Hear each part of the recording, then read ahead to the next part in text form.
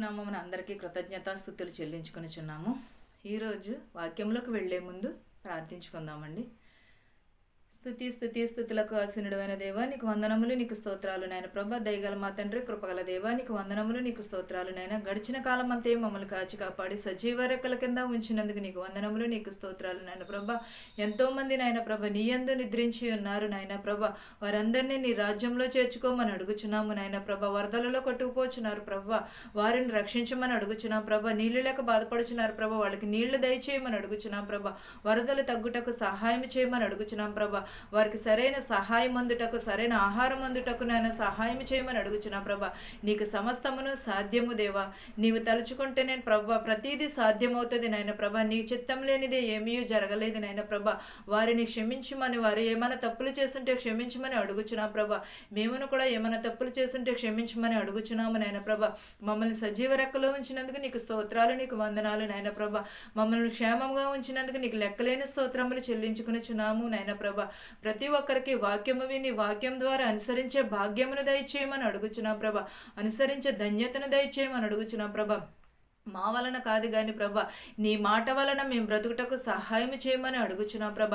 నీ మాటకు లోబడుటకు సహాయం చేయమని అడుగుచున్నాం ప్రభ. నీ వాక్యమునకు లోబడుటకు మాకు సహాయం చేయమని అడుగుచున్నాం ప్రభ. ప్రతి ఒక్క కుటుంబంలో శాంతిని, సమాధానమును దయచేయమని అడుగుచున్నాను తండ్రి. Amen, amen. ఈరోజు దేవుని వాక్యము మత్తయి సువార్త 11:20 చూద్దామండి. పిమ్మట ఏ పట్టణములోనైనను విస్తారమైన అద్భుతములు చేసెను, ఆ పట్టణముల వారు మారు మనసు పొందకపోవుట వలన ఆయన వారి నిట్లు గద్దింపసాగెను. ఏంటండి, చాలా దేశాలలో ప్రసంగం చేయుచున్నారు, బోధ చేయుచున్నారు, ఎన్నో మీటింగ్స్ పెట్టుచున్నారు. అయినను కూడా మారు మనసు పొందలేకపోతున్నాము. మనము మారు మనసును పొందాలి. ప్రతి ఒక్కరూ కూడా మారు మనసును పొంది ఉండాలి. మనం దేవుని మాటకు మనము లోబడి ఉండాలి. మనము గద్దింపునకు లోబడి ఉండాలి ప్రతి ఒక్కరమును కూడా. 21 చూద్దామండి. అయ్యో కోరాచీనా, అయ్యో బెతెయిదా, నీ మధ్యనే చేయబడిన అద్భుతములు తూరు సిదోను పట్టణములలో చేయబడిన ఎడల ఆ పట్టణముల వారు పూర్వమే గోనె పట్ట కట్టుకుని బూడిద వేసుకుని మారు మనసు పొంది ఉందురు. ఏంటండి, చాలామంది కొరకు కొన్ని దేశాల్లో మారు మనసు పొంది ఉన్నారు. మనము కూడా అలాగనే మారు మనసు, దేవుడు సువార్త ప్రకటించుచున్నాడు, మారు మనసు పొందుడి అని. కానీ మనమైతే కూడా దాన్ని తిరస్కరించడం, మనం ఈ లోకపు వైపు చూస్తున్నాం కానీ దేవుని వైపు చూడట్లేదు. మనం ఎప్పుడూ కూడా దేవుని వైపునే చూడాలి. విమర్శన యందు మీ గతి కంటే సూరత్ సిదోను పట్టణంలో గతి ఓర్వదగినదై ఉండునని మీతో చెప్పుచున్నాను. కపేరు హోమ, ఆకాశమునకు హెచ్చింపబడిదవా, నీవు పాతాళము వరకు దిగిపోవుదువు. నీలో చేయబడిన అద్భుతములు సొదొమలో చేయబడిన ఎడల అది నేటి వరకు నిలిచియుండును. విమర్శన దినమందు నీ గతి కంటే సొదొమ దేశం గతి ఓర్వదగినదై ఉండునని మీతో చెప్పుచున్నాను. ఒకవేళ మనం ఒక దేశం, ఇప్పుడు విజయవాడ ఉన్నదండి, అది వరదలు వచ్చి కట్టుకుపోచున్నది. దానికోసం మనం చాలా బాధపడుతుంటాం. కానీ తర్వాత దేవుడు దాన్ని ఇంకెంతో ఆశీర్వదించాడు. ఇక ముందు కూడా దేవుడు చాలా ఆశీర్వదించాడు. ఈ రోజునైతే ఆ దేశం ఎలా ఉన్నదండి, చాలా వరదలతోటి కొట్టుకుపోచున్నారు, తిండి లేక చాలామంది బాధపడుచున్నారు. అది ఒక దేవుని ఎరగకపోతే అలాంటి స్థితే వస్తుంది, వార్వలేని స్థితి. తరువాత మళ్ళీ మునుపటి స్థితే వస్తుంది. మనము దానిని బట్టి మనం చింతించకూడదు. దేవుని మీద మాత్రమే ఆధారపడి ఉండాలి ప్రతి ఒక్కరమును కూడా. ఆ సమయమున యేసు చెప్పినదేమనగా, తండ్రి ఆకాశమునకును భూమికిని ప్రభువా, నీవు జ్ఞానులకు వివేకులకును నీ సంగతులు మరుగు చేసి పసిబాలురకు బయలుపరిచినావని నిన్ను స్తుతించుచున్నాము. ఏంటండి, ఆ సమయమున వార్వదగిన సమయమున యేసు చెప్పినదేమనగా, తండ్రి ఆకాశమునకును భూమికిని ప్రభువా, నీవు జ్ఞానులకును వివేకులకును ఈ సంగతులను మరుగు చేసి పసిబాలురకు బయలుపరిచినావని నిన్ను మేము ఈ స్థితి వస్తుందని దేవుడు ముందే మనకి తెలియపరిచి ఉన్నాడు. చిన్న బిడ్డల ద్వారా కానీ పెద్ద బిడ్డల ప్రతి ఒక్కరు మనము దేవుని స్తుతిస్తున్నాము. దేని ద్వారా మనల్ని రక్షించినందుకు దేవునికి మనము కృతజ్ఞతలు కలిగి ఉండాలి, దేవుని స్తుతిస్తూ ఉండాలి. అవును తండ్రి, అలాగున చేయుట నీ దృష్టికి అనుకూలమాయెను. సమస్తమును నా తండ్రి చేత నాకు అప్పగింపబడి ఉన్నది. తండ్రిగాక ఎవడును కుమారుని ఎరుగడు, కుమారుడు గాకను కుమారుడెవనికిని ఆయనను బయలుపరచ నిర్దేశించెనో వాడు గనుకను గాకను మరి ఎవడును తండ్రిని ఎరుగడు. ఏంటండి? అవును ప్రభువా తండ్రి, ఇలాగూ చెయ్యి, నీ దృష్టికి అనుకూలమేదో అదే చేయమని చెప్పుచున్నాడు. యేసుక్రీస్తు వారు యెహోవా దేవునికి చెప్పుచున్నాడు. ఇది నీ దృష్టికి ఏది అనుకూలమో అది మాత్రమే చెయ్యమని అడుగుచున్నాడు. నేటి వరకును కూడా నిలిచి ఉన్న విమర్శన గతి కంటే సొదొమ గొమొర్రా పట్టణంలో ఆశీర్వదించిన దేవుడు మనల్ని కూడా ఆశీర్వదిస్తాడు కదా. తండ్రి ఇలాగూ చేయట నీ దృష్టికి అనుకూలమైతే అలాగనే చేయమని చెప్పుచున్నాడు. కుమారుని ఎరుగని వాడు కుమారుడు గాకను కుమారుడే ఎవనికిని ఆయన బయలుపరచను ఉద్దేశించెనో వాడే గనుక మరి ఎవడును తండ్రిని ఎరుగడు. ఏంటండి? దేవుడు మన కోసము పంపి ఉన్నాడు. యెహోవా దేవుడు మన కోసము యేసుక్రీస్తు వారిని పంపి ఉన్నాడు. ఆయన చెప్పిన బోధనకు మనము లోబడి ఉండాలి. ఆయన మాటలను మనము గైకొనాలి. మనం ఎప్పుడును కూడా దేవుని ఎడలనే నమ్మకమును కలిగి ఉండాలి తప్ప కానీ వాక్యమునకు లోబడి ఉండాలి. కానీ ప్రతి ఒక్కరమును కూడా మన ఇష్టానుసారంగా కాదు, మారు మనసు పొందమని ప్రసంగం చేయుచున్నాడు. వార్వదగిన దేశమునకు వెళ్ళమని సొదొమ పట్టణమును కూడా ఆశీర్వదించాడు. అలాగే మనలను కూడా ఆశీర్వదిస్తాడు. అలాగే మనలను కూడా దీవిస్తాడు. మనం ఎప్పుడు దేవుని వాక్యమునకు లోబడి ఉన్నాడు. మనము చాలామంది అనుకుంటారు ఏదో ఒకటి అడుగుతూ ఉంటారు దేవుడిని, అది ఇవ్వలేదనుకో దేవుడి మీద చాలా బాధపడిపోతూ ఉంటారు. అలాగా కాదు, మనము వాక్యంలో ఎప్పుడైతే మనం వెలుగుతామో వాక్యంలోకి అప్పుడు సాతాను శోధన వస్తుంది. దేవుడు కూడా ఒక నిమిషం మన పిల్లలకి ఏదన్నా అయిందనుకోండి, ఏం చేస్తాడా ఈ వీడియో చూద్దామని మనం తలుపు పక్క నుండి చూస్తాం కదండి చిన్నపిల్లలప్పుడు. అలాగే దేవుడు కూడా మనల పట్ల కూడా దేవుడు ఏం చూస్తారు అని దేవుడు కూడా చూస్తున్నాడేమో అనుకోవచ్చు కదండి. మన బిడ్డలను మనం అంత పరిశీలనించి చేసినప్పుడు మనల్ని కూడా దేవుడు పరీక్షిస్తాడు కదా. ప్రతి ఒక్కరమును కూడా అది కూడా ఆలోచించుకోవాలి. ప్రతి ఒక్కరమును కూడా వారోదగిన వారి వల్లే ఉండాలి తప్పకని.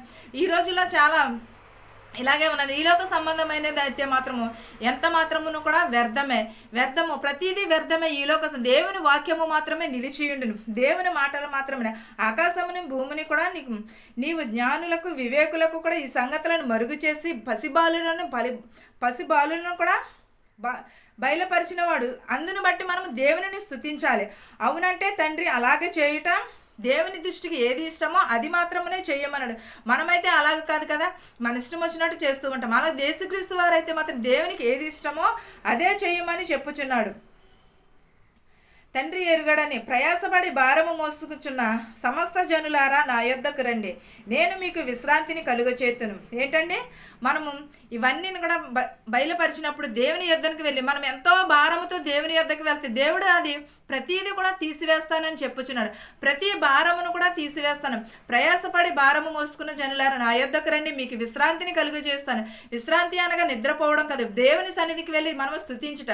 మనం దేవుని సన్నిధిలో ఉన్నామని చెప్పి చాలా ఆనందంగా ఉంటుంది, చాలా హ్యాపీగా ఉంటుంది, చాలా సంతోషంగా ఉంటుంది. దేవుని బయటకు వచ్చిన తర్వాత మన కష్టాలు మన శోధనలు అన్నీ కూడా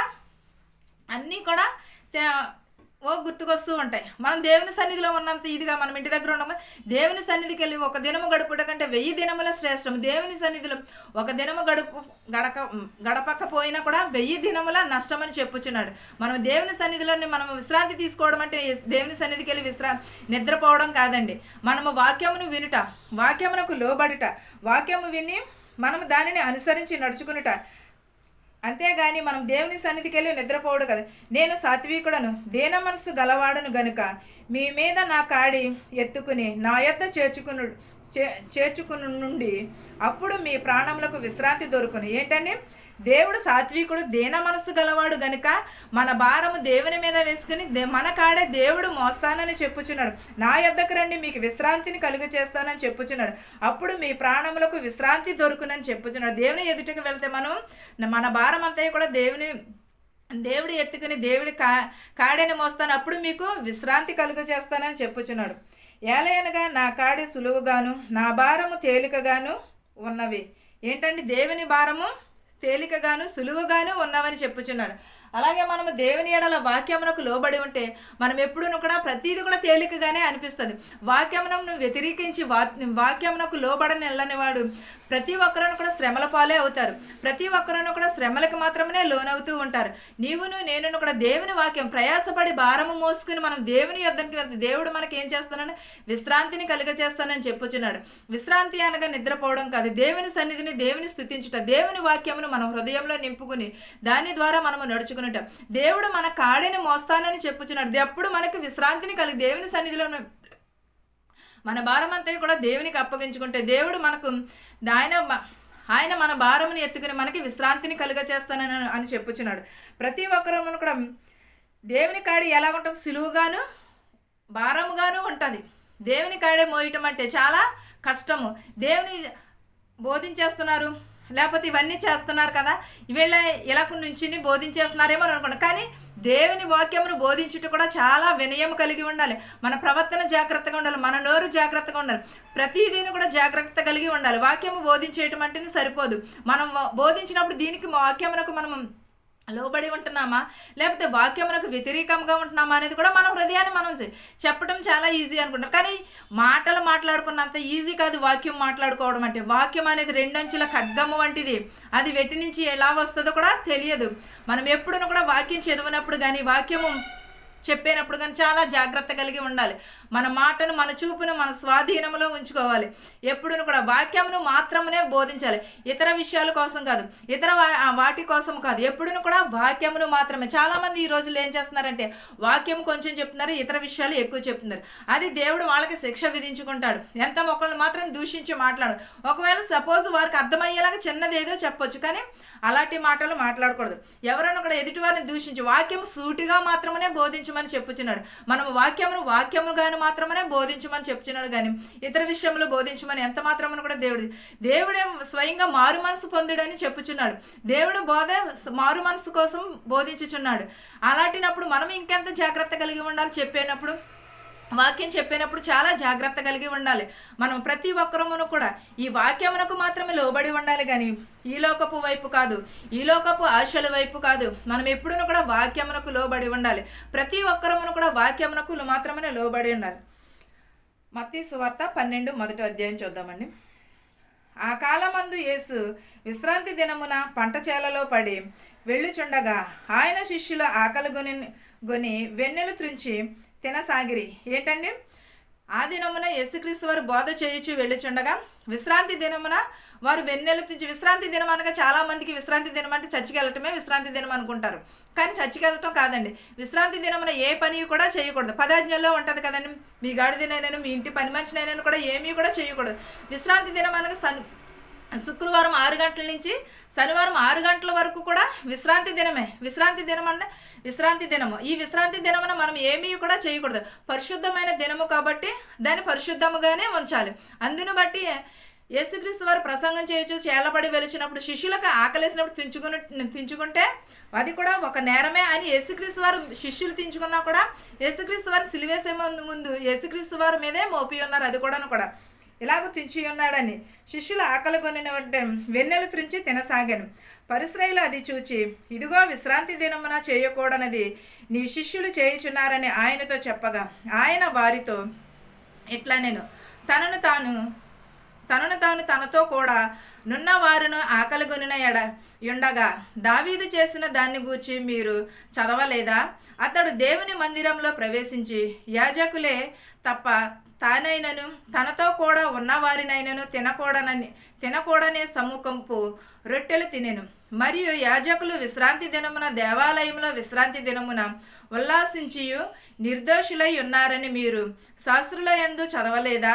దేవాలయము కంటే వాడిక్కడ నున్నాడని మీతో చెప్పుచున్నాను. ఏంటండి, దేవాలయము కంటే పరిశ్రయులు అది చూచి విశ్రాంతి దినమున వెన్నులు తుంచుచున్నాడు నీ శిష్యుడు అని యేసుక్రీస్తు వారితో అనుచున్నారని ఆయనతో చెప్పగా ఆయన వారితో ఇట్లా నేను తనను తాను కూడా నున్నవారును ఆకలిగొని ఉండగా దావీదు చేసిన దానిని గూర్చి మీరు చదవలేదా అని యేసుక్రీస్తు వారు శిష్యులకు చెప్పుచును. ఆకలి వేసినప్పుడు ఎవరైనా కూడా ఉండగలరండి? ఉండలేరు కదా. ఏదో ఒకటి అలా ఉంటారు. అది శిష్యులు చూసి నీ శిష్యులు ఎలాగ చేయుచున్నారని పరిసయ్యులు అడుగుచున్నారు యేసుక్రీస్తు వారిని. నీవు దావీదు చెప్పినది చదవలేదా అని అడుగుచున్నారు. అతడు దేవుని మందిరంలో ప్రవేశించి యాజకులే తప్ప తానైనను తనతో కూడా ఉన్నవారినైనను తినకూడని సమ్ముఖపు రొట్టె తినెను. ఏంటంటే దేవునితో ఉన్న వారందరూ కూడా సమ్ముఖపు రొట్టెను తిని ఉన్నారని చెప్పుచున్నారు. మరియు యాజకులు విశ్రాంతి దినమున దేవాలయంలో విశ్రాంతి దినమును ఉల్లాసించి నిర్దోషులై ఉన్నారని మీరు ధర్మశాస్త్రము చదవలేదా? ఏంటంటే యాజకులను సమూహంలో దేవుని మందిరంలో ఉల్లాసించి ఉన్నారని మీరు యాజకులతో మీరు నిర్దోషులై ఉన్నారని మీరు ధర్మశాస్త్రమందు చదవలేదా అని యేసుక్రీస్తు వారు శిష్యులను అడుగుచున్నారు. దేవాలయం కంటే గొప్పవాడు ఇక్కడ ఉన్నాడని మీతో చెప్పుచున్నానని. ఏంటంటే దేవాలయం కంటే యేసుక్రీస్తు వారే గొప్పవారు కదండి. మరి యేసుక్రీస్తు వారు వాళ్ళ మధ్యన ఉన్నప్పుడు మరి వెన్నెలు తుంచారని ఇవి నిందలు వేయడము ఎవరికైనా కూడా బాధే కదండి. యేసుక్రీస్తు వారు కూడా అలాగ కూడా అనలేదు కదా. ఇలాగ ధర్మశాస్త్రము మోషే రాసినది మీరు చదవలేదా అని అడుగుచున్నాడు పరిసయ్యులను. శిష్యులు దేవాలయం కంటే గొప్పవాడు ఇక్కడ ఉన్నాడని శిష్యులు పరిసయ్యులకు సమాధానము చెప్పుచున్నారు. కాగా మనుషులను దోషులను తీర్పు తీర్చకపోదురు. ఏంటంటే మనుషులు దోషులని తీర్పు తీర్చకపోవుదురని చెప్పుచున్నాడు. దేవాలయం కంటే వాడెక్కడ ఉన్నాడని మీతో చెప్పుచున్నాను. మరియు కనికరమునే కోరుచున్నాను గాని బలిని నేను కోరను అని వాక్యము మీకు తెలిసి ఉంటే నిర్దోషులను బట్టి తీర్పు తీర్చకపోవుదురు. ఏంటంటే కనికరమునే కోరుచున్నాను కానీ బలిని నేను కోరట్లేదని నిర్దోషునికి మీరు తీర్పు తీర్చకయుందురని శిష్యులతో చెప్పుచున్నారు. కాగా మనుష్య కుమారుడు విశ్రాంతి దినమునకు ప్రభువై ఉన్నాడనెను. ఏంటండి మనుష్య కుమారుడు విశ్రాంతి దినమునకు ప్రభువై ఉన్నాడని. నిజమే కదా. యేసుక్రీస్తు వారి వల్లనే కదా మనకు విశ్రాంతి దినమును వచ్చి ఉన్నది. యేసుక్రీస్తు వారు లేఖనములు నెరవేర్చడం వల్లనే కదా మనకు విశ్రాంతి దినము ఏది, పునరుద్ధాన దినము ఏది అనేది మనకి వచ్చి ఉన్నది. మీరు ఎరుగరా అని శిష్యులతో చెప్పుచున్నారు. అక్కడ నుండి వెళ్ళి సమాజ మందిరములలో ప్రవేశించినప్పుడు ఇదిగో ఓచ చెయ్యి గలవాడొకడు కనబడెను.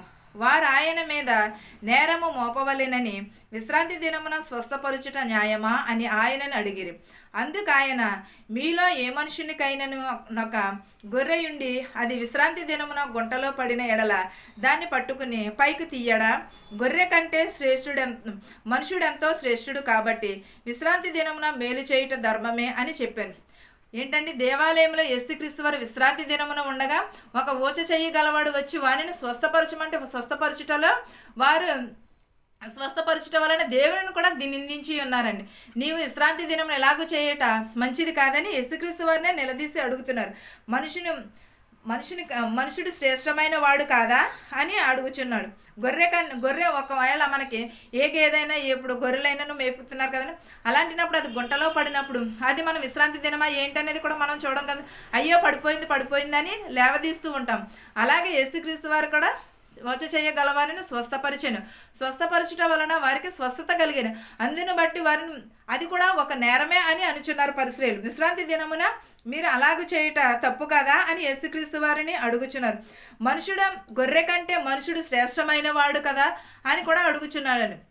నిజమే కంటే పిచ్చుకుల కంటే మనుషులు శ్రేష్టమైన వారని చెప్పుచున్నారు.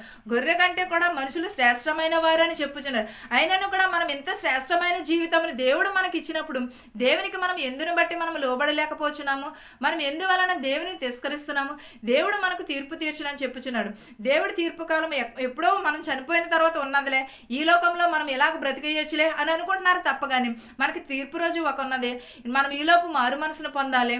ప్రతి ఒక్కరూ కూడా మారు మనసు జీవితం కలిగి ఉండాలని ఏ ఒక్కరను కూడా ఎందువలన గ్రహించలేకపోతున్నారు? ఈ లోకపు వైపు చూస్తున్నారు కానీ దేవుని వైపు ఎవరిని కూడా చూడట్లేదు. ప్రతి ఒక్కరమును కూడా దేవుని వైపు చూడాలి. ఈ లోకపు వైపు చూస్తే ఈ లోకపు ఆశలు కనపడతాయి. అదే వాక్యముని వైపు చూస్తే వాక్యమును మాత్రమే మన హృదయమును గర్దిస్తుంది. చాలా మంది నేను చాలా భక్తి పరురాలను అనుకుంటూ ఉంటారు, కానీ దేవుడు మనుషులు పైరూపమును చూడొచ్చు, కానీ దేవుడైతే హృదయమును చూస్తాడు. మన హృదయమును బట్టి మనకి తీర్పు ఉంటుంది. మన ప్రవర్తనను బట్టి మనం అందరం చాలా చాలా చక్కగా వినయంగా ఉంటారు మనుషులకు కనబడే రీతి. కానీ దేవుడైతే ఏం చూస్తున్నాడు? మన హృదయమును చూస్తున్నాడు. హృదయమునందు మనకి తీర్పు ఉన్నది. పైకి అందరూ భక్తిపరలే, నేను భక్తిపరలే, కానీ నా దేవుడు ఏమి చూస్తున్నాడు? హృదయమును చూస్తున్నాడు. ఆ హృదయమును బట్టి దేవుడు తీర్పు తీరుస్తానని చెప్పుచున్నాడు. ప్రతి ఒక్కరు కూడా జాగ్రత్తను కలిగను. మనం ఇక్కడ ఉన్న దానిని బట్టి దేవుడు మనకి అక్కడ తీర్పుని తీరుస్తాడు. ఇక్కడ ఎలా ఉంటున్నామన్న దానిని బట్టి దేవుడు మనకు అక్కడ గొర్రె కంటే మనుషులు శ్రేష్టమైన వారు, అందుని బట్టి వారిని రక్షించాలని చెప్పుచున్నాడు. వారికి వారు యేసుక్రీస్తు వారు దేవాలయంలో ఉన్నారని తెలుసుకుని స్వస్థపరుస్తాడు నన్ను అని నమ్మకం చెప్పునే కదా ఓచు చేయగలవాడు వచ్చి ఉన్నాడు. మనము కూడా దేవాలయంలోకి వెళ్ళినప్పుడు మనం స్వస్థత పొందుతున్నాము, రావాలని ప్రార్థన చేయాలి, మనం స్వస్థత కలిగి ఉండాలని ప్రార్థన చేయాలి. ప్రతి ఒక్కరు కూడా దేవాలయంలోకి వెళుతున్నాము వస్తున్నాము అది కాదు, మన హృదయం ఎలా ఉన్నది, మనం దేవుని వైపు ఎంత భక్తిగా ఉంటున్నాము, ఈ లోకపు వైపు ఎంత చెడు ఆలోచన కలిగి ఉంటున్నాము, అది మనం గ్రహించవలసినది. అంతటా పరిశ్రయుడు వెళ్ళి వెలుపలికి పోయి ఆయనను ఎలాగ సంహరింతుమా అని ఆయనకు విరోధముగా ఆలోచన చేసి, ఏంటంటే యేసుక్రీస్తు వారిని ఎలాగ సంహరిందుమా, ఏమి చేయుదుమా అని మాత్రమే ఆలోచిస్తున్నారు. కానీ ఇతను నిజమైన రక్షకుడే, ఈయన వలన ఏ పాపమును లేదని పరిసరాలు ఏ మాత్రమును కూడా గ్రహించట్లేదు. మనుషులు కూడా బర్బాని విడుదల చేయాలా, యేసుక్రీస్తు అని విడుదల చేయాలంటే బర్బానే అని అడిగారు. కానీ యేసుక్రీస్తు వారనను, ఎందువలన ఆయన చేసినది ఏమీ లేదే, మన పాపముల కోసమనే ఆయన సిలువలో బలి అయినాడు. మనం ఈ లోకంలో ఉన్నామంటే ఆయన దయ వలనే ఉన్నాము.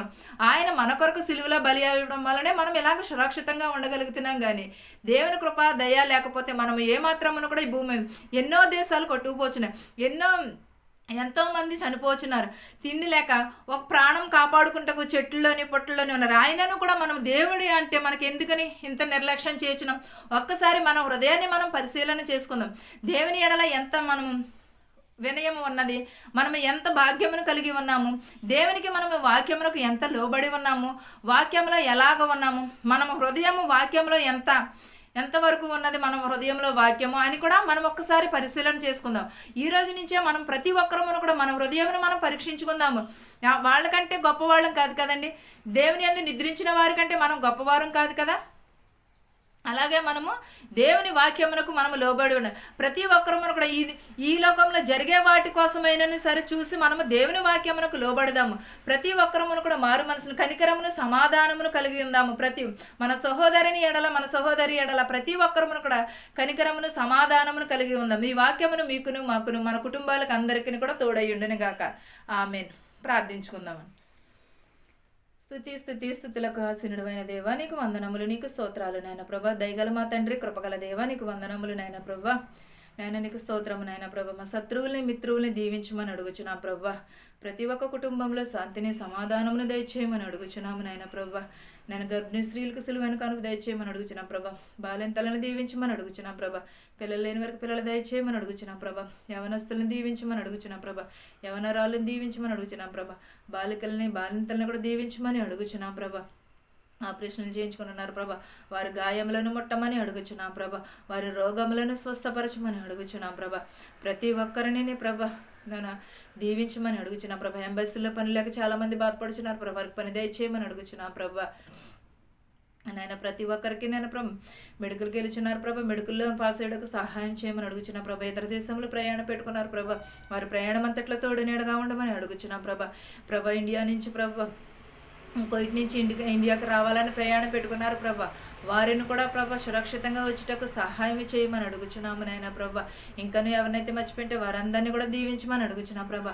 ప్రతి ఒక్క కుటుంబంలో శాంతిని, సమాధానముని దయచేయమని అడుగుచున్నాం ప్రభా. బస్సుల్లో వెలుచున్నట్టు వారిని, హెలికాప్టర్లో వెలుచున్నట్టు, ఆటోల్లోని, ట్యాక్సీల్లోని, బండ్ల మీద వెలుచిన వారు ప్రతి ఒక్కరికి ప్రభా వారి గృహాలకి క్షేమంగా చేర్చమని అడుగుచున్నాం ప్రభా. నీ అందు నిద్రించిన వారిని నీ రాజ్యంలో చేర్చుకోమని అడుగుచున్నాము నాయన ప్రభా. నేను ప్రతి ఒక్క కుటుంబంలో శాంతిని, సమాధానమును దయచేయమని అడుగుచున్నాము నాయన ప్రభా. నీకు వందనాలు, నీకు స్తోత్రాలు చెల్లించుకొనిచున్నాము నాయన ప్రభా. శాంతిని, సమాధానమును దయచేయమని అడుగుచున్నా ప్రభా. నేను పరిచర్య చేసిన ప్రతి ఒక్క బిడ్డను కూడా దీవించమని అడుగుచున్నా ప్రభా. నాయన ప్రభా. లాయర్ని, నాయన ప్రభా, మాస్టర్లని, డాక్టర్లని కూడా దీవించమని అడుగుచున్నాం ప్రభా. పరిచర్య చేస్తున్న వారిని కూడా దీవించమని అడుగుచున్నాం ప్రభా. ఉద్యోగాలు లేని వారికి ఉద్యోగంలో దయచేయమని అడుగుచున్నాం ప్రభా. చదువుకుంటున్న బిడ్డల ప్రభా, ప్రతి ఒక్క బిడ్డని ప్రభా క్షేమంగా ఇంటికి చేరుటకు సహాయం చేయమని అడుగుచున్నాం ప్రభా. వృద్ధాప్యంలో ఉన్నవారిని దీవించమని అడుగుచున్నాం ప్రభా. నడువయసులో ఉన్నవారిని దీవించమని అడుగుచున్నాము నాయన ప్రభా. వెధవరాలని దరుపున వాద్యమాడేవాడినని విన్నావు నాయన ప్రభా. అప్పుల బాధలో ఉన్నవారిని అప్పుల బాధలు తీర్చమని అడుగుచున్నాం ప్రభా. సొంత ఇళ్ళ కోసం బాధపడుచున్న వారు సొంత ఇళ్ళు దయచేయమని అడుగుచున్నాం ప్రభా. ప్రతి ఒక్క కుటుంబంలో శాంతిని సమాధానమును దయచేయమని అడుగుచున్నాం ప్రభా. ఇంకను ఎవరినైతే మర్చిపోయి ఉంటే వారందరినీ కూడా దీవించమని అడుగుచున్నాము నాయన ప్రభా. మా శత్రువుల్ని మిత్రువులను కూడా దీవించమని అడుగుచున్నాం ప్రభా. మా దేశాన్ని మా సంఘాన్ని కూడా దీవించమని అడుగుచున్నాం ప్రభా. ఉద్యోగాలు లేకపోతే చాలా మంది బాధపడుచున్నారు ప్రభా. ఉద్యోగంలో దయచేయమని అడుగుచున్నాము నాయన ప్రభా. ఉద్యోగాలు చేసుకుంటున్న వారు రాకపోకలు ఏంది మీరే ఉండమని అడుగుచున్నాము నాయన ప్రభా. ఇతర దేశంలో పనిచేసుకుంటున్న వారికి శక్తిని బలాన్ని దయచేయమని అడుగుచున్నాం ప్రభా. శుభ కార్యాలు చేసుకుంటున్న వారిని కూడా సమృద్ధికరమైన ఆరోగ్యమును దయచేయమని అడుగుచున్నాము నాయన ప్రభా. మా దేశాన్ని మా సంఘాన్ని కూడా దీవించమని అడుగుచున్నాం ప్రభా. ప్రతి ఒక్క కుటుంబంలోనే ప్రభా శాంతిని సమాధానమును దయచేయమని అడుగుచున్నాం ప్రభా. ఆరోగ్యమును దయచేయమని అడుగుచున్నాం ప్రభా. ఖ్యాతిని పేరును దయచేయమని అడుగుచున్నాను తండ్రి. ప్రతి ఒక్క కుటుంబంలో శాంతి సమాధానం కలుగజేయమని అడుగుచున్నాను తండ్రి. ఆమేన్. పరలోకమందున్న మా తండ్రి, నీ నామము పరిశుద్ధపరచబడునుగాక, నీ రాజ్యం వచ్చునుగాక, నీ చిత్తము పరలోకమందు భూవేందు నెరవేరినట్లు మానుదినాహారము నేడు మాకు దయచేయము. మా రుణస్థులను మేము క్షమించిన ప్రకారము మా రుణములను క్షమించుము. శోధన నుండి దుష్టుని నుండి తప్పించుము. రాజ్యము శక్తియు మహిమయు నిరంతరము నీవై ఉన్నావు మా తండ్రి. ఆమెన్. ఆమెన్. అందరికీ వందనాలు.